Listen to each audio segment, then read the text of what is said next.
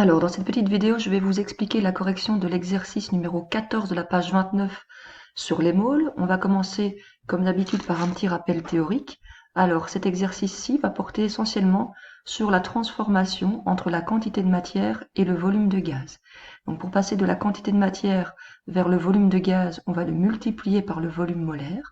Pour rappel, le volume molaire peut avoir deux valeurs différentes. En fait, il peut avoir une multitude de valeurs différentes, mais il y en a deux que l'on connaît par cœur, qui est de 22,4 litres par mole pour les conditions normales de température et de pression, et qui est égal à 24,5 litres par mole pour les conditions standards de température et de pression. Donc on fait bien une multiplication pour passer de la quantité de matière vers le volume de gaz, et on passe bien, pour passer du volume de gaz à la quantité de matière, on divise par ce volume molaire. Alors, dans cet exercice, on connaît le volume. On connaît le volume qui est égal à 11,2 litres dans le cas de l'exercice A. On connaît le volume molaire de 22,4 litres par mole puisque l'énoncé nous indique les conditions dans lesquelles on travaille et ici on est en CNTP.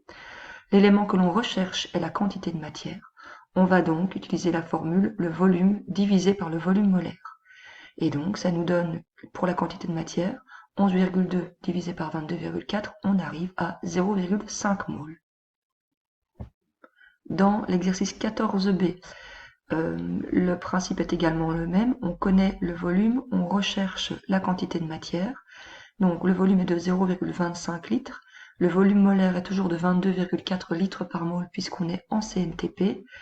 On va, pour déterminer la quantité de matière, diviser le volume par le volume molaire.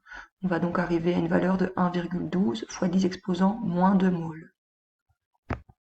Et finalement, dans l'exercice C, le volume de départ est de 180 litres. Le volume molaire est toujours de 22,4 litres par mol. La formule utilisée est toujours le volume divisé par le volume molaire. On arrive donc ici à 180 divisé par 22,4, ce qui nous donne une valeur finale de 8,04 mol.